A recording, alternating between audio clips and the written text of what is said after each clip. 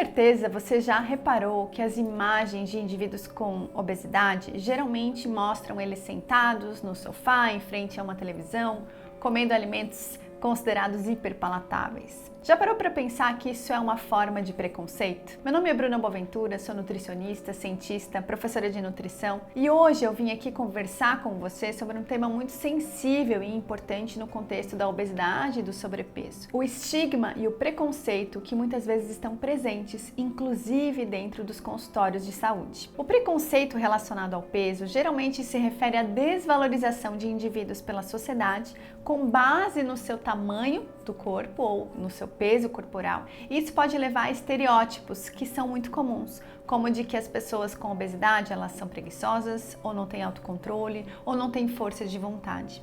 E também pode levar à discriminação, ou seja, a um tratamento injusto, explícito, só motivado pelo peso corporal ou pelo tamanho corporal. E esse preconceito afeta grupos diversos da população, tanto homens quanto mulheres de todas as idades, etnias, rendas e níveis de escolaridade.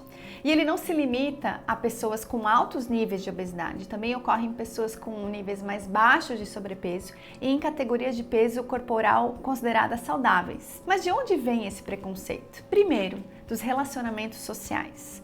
Amigos e familiares podem, às vezes, sem perceber, fazer comentários ou brincadeiras que reforçam estereótipos negativos, piorando sentimentos de vergonha e inadequação. Isso pode levar a um isolamento social, onde a pessoa afetada ela prefere evitar situações sociais para escapar justamente desse julgamento e das críticas. Outra forma de onde a gente observa bastante preconceito relacionado ao peso é através da educação. Os professores eles tendem a ter expectativas menores com crianças que têm maior peso corporal. Essas crianças muitas vezes tendem a ter resultados acadêmicos piores e sofrem com provocações e estereótipos no ambiente educacional justamente por conta do estigma da obesidade. Outra forma ainda relacionada com a questão da discriminação de peso é no ambiente de trabalho, ou seja, no emprego. Os indivíduos eles podem sofrer injustiças de contratação devido ao seu peso, além de muitas vezes terem salários mais baixos, maior probabilidade de serem demitidos dos empregos e eles experimentam esse estigma de colegas de trabalho devido ao seu peso. Essas práticas discriminatórias, elas não só afetam a carreira e as oportunidades financeiras dos indivíduos, mas também contribuem para um ambiente de trabalho tóxico e não inclusivo. Outra forma de discriminação também vem dos meios de comunicação em massa. A representação negativa e estereotipada de pessoas com maior peso corporal em filmes, programas de TV e publicidade reforça os preconceitos da sociedade, influenciando a percepção pública e perpetuando esse ciclo de estigma e de discriminação.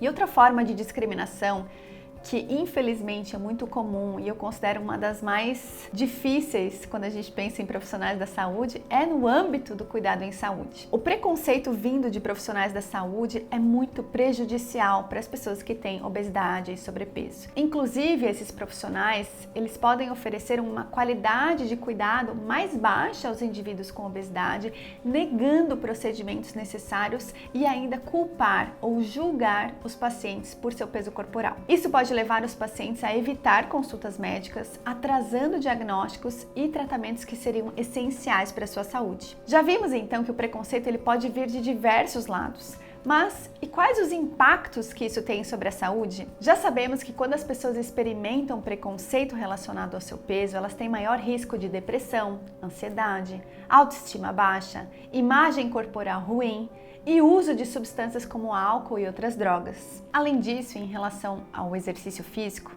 as pessoas com obesidade que sofrem discriminação por conta do seu peso, elas tendem a ter sentimentos negativos associados ao exercício físico e elas têm maior probabilidade, inclusive, de evitar fazer exercícios físicos. Além disso, elas acabam tendo menor disposição e intenção para praticar exercícios físicos. Em relação aos jovens, eles são levados à evitação dessa atividade física, tendo então níveis mais baixos de atividade física, mais probabilidade de faltar a aulas, enfim, de ginástica, menos autoeficácia para se envolver em atividades físicas e menos prazer relacionado aos esportes. E aí, quando a gente pensa, por exemplo, em relação aos comportamentos alimentares, Há uma base considerável de evidências mostrando que sofrer preconceito relacionado ao peso leva a um aumento de compulsão alimentar ou episódios de compulsão alimentar, um controle do peso não saudável, aumento da ingestão de alimentos, especialmente os considerados não saudáveis ou hiperpalatáveis,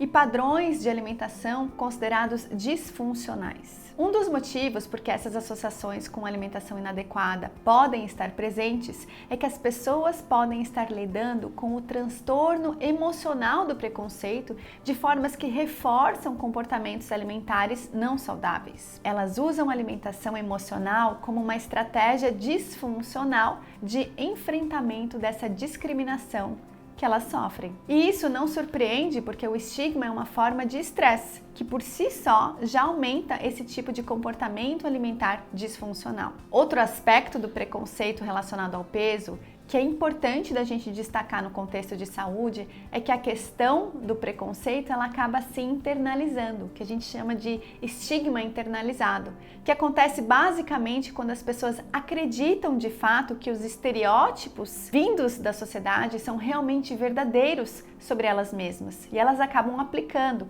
e se culpam pelo esse estigma, elas se culpam pelo peso corporal, elas se envolvem em autoacusações, autocríticas e especialmente autodesvalorização. Ou seja, isso nos mostra que precisamos prestar atenção a essa internalização do estigma quando consideramos, quando cuidamos do nosso paciente. É necessário que a gente investigue e perceba nos nossos pacientes esses detalhes relacionados à internalização do estigma, especialmente as suas autocobranças. É imprescindível que a gente evite de todas as formas trazer o estigma da obesidade para dentro do consultório em saúde, especialmente do nutricionista. Infelizmente é uma prática muito comum ainda e que ocorre com frequência na forma de atitudes negativas e estereotipadas, muitas vezes julgando e culpando o seu paciente. Às vezes, estigmatizamos os indivíduos até mesmo com as imagens que escolhemos para ilustrar postagens, slides, anúncios. Quando falamos de mídias,